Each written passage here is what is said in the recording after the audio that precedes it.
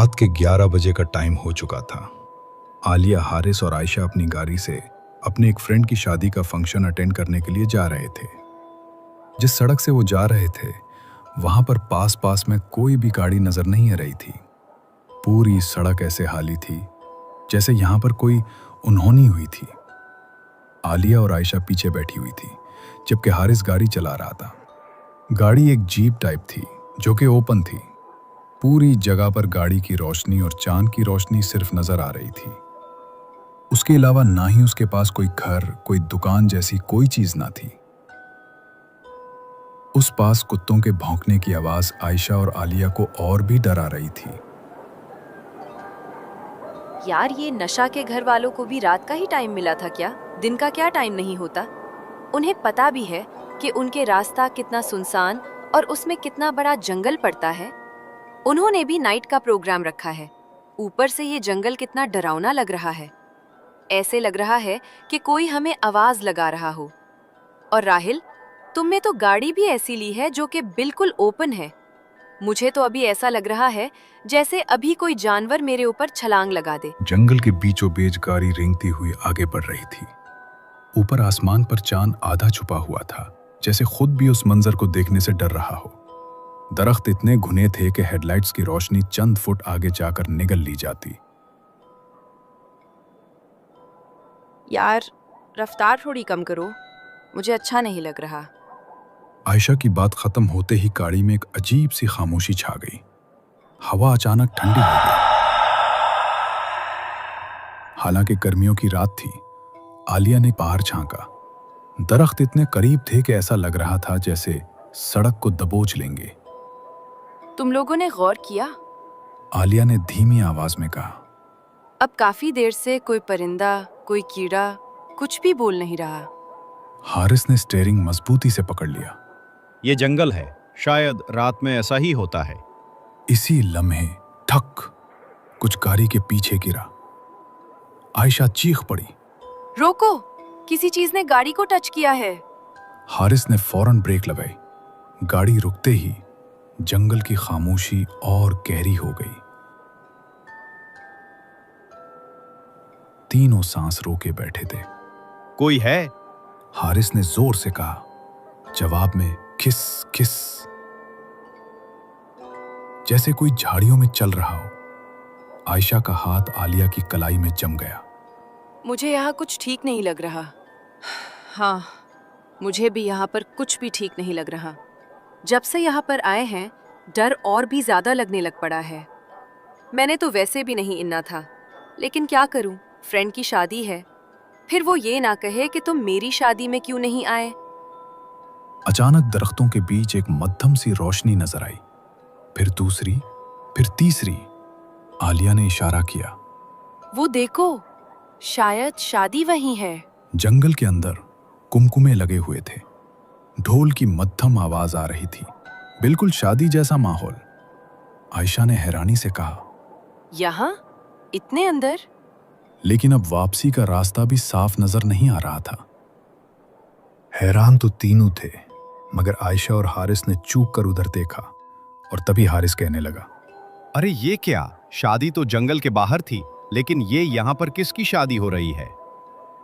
शायद हो सकता है कि हम जंगल यहाँ पे ये जंगल के पास ही हो।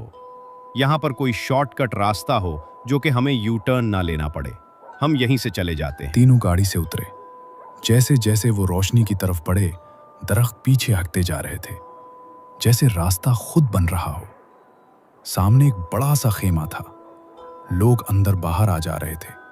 सबके चेहरे मुस्कुराते हुए थे, मगर आंखें बिल्कुल खाली। एक आदमी ने हारिस से कहा, मेहमान आ गए हैं, देर हो गई थी।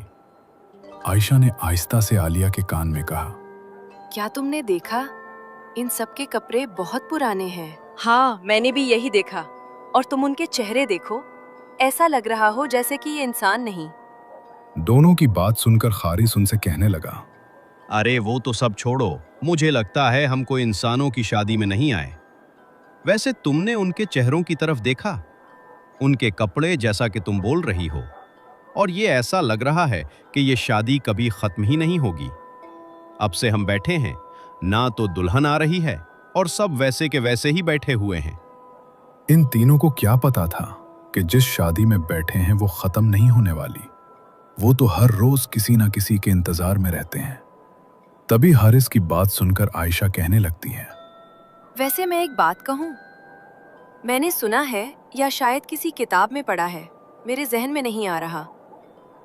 मैंने पढ़ा था कि इसी जंगल में जहाँ पर अब हम हैं, हर इतवार की रात को यहाँ पर एक शादी होती है। एक लड़की की जिससे शादी होनी थी, वो लड़का लड़की से सिर्फ जायदाद के लिए शादी करने वाला था। लड़के ने बावर्ची से मिलकर सब बारातियों के खाने में जहर मिला दिया था, जिसे खाने के बाद सभी वहीं पर ही मर गए। मैंने सुना है तब से हर रोज वहां पर एक शादी होती है। कहीं हम इसी शादी में तो नहीं अगे? आयशा की बात सुनकर आलिया और हारिस दोनों के रोंगटे खड़े हो गए। तो अभी हारिस ही मत कर बोला, अरे ऐसी कोई बात नहीं, मुझे तो ऐसा नहीं लगता, ये सब सुनी सुनाई बातें हैं। तुम्हें कहीं ऐसा लग रहा है? ये सब इंसान ही तो हैं, थोड़े से डरावने लग रहे हैं, लेकिन तुम्हें कहां से लगता है कि ये भूतों की शादी है? अंदर ढोल बज रहा था, खाना लगा हुआ था, मगर जब आलिया ने सालन की प्लेट उठाई, वो बर्फ की तरह ठंडा था। इसी लम्हे दुल्हन लाई गई। आयशा की चीख निकलते निकलते रह गई। ये हमारी फ्रेंड नशा नहीं है? अरे हाँ, ये तो निशा नहीं है, ये तो हमारी फ्रेंड नहीं।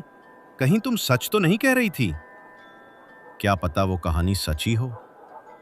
अरे उसका चेहरा तो देखो, ऐसा तो लग ही नहीं रहा हम किसी इंसान की शादी में हैं। मुझे तो पहले यही लग रहा था कि हम निशा की शादी में आए हुए हैं, या तो फिर किसी और इंसान की शादी है। लेकिन अब मुझे यकीन हो गया है, हम इंसानों की शादी में नहीं हैं।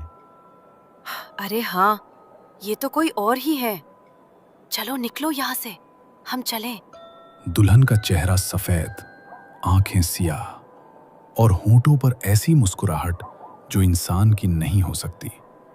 दुल्हन ने नजरें उठाईं और सीधा आयशा को देखा। उसकी आवाज एक साथ कई आवाजों जैसी थी। तुम लोगों को देर हो गई, निकाह का वक्त हो चुका है। अचानक खेमे के सारे दरवाजे बंद हो गए। कुमकुमे खुद ब खुद बुझने लगे। अब मेहमानों के चेहरे बदल रहे थे। किसी की गर्दन लंबी हो रही थी, किसी के पांव उल्टे मुड़ गए। हारिस ने चीख कर कहा, दौड़ो। जैसे ही वो बाहर निकले, वहां कोई खेमा नहीं था, सिर्फ जंगल और गाड़ी। और पीछे से वही आवाज आई, जिनों की शादी में आने वाले खाली हाथ नहीं जाते। आयशा ने अपनी हथेली देखी। उस पर मेहंदी का ताजा निशान बन चुका था। आलिया के कान के पास किसी ने सरगोशी की, अब तुम तीनों का रास्ता हमें याद रहेगा। गाड़ी खुद ब खुद स्टार्ट हो गई और जैसे ही वो जंगल से निकले, पीछे से जोरदार कहका गूंजा जो इंसान का नहीं था।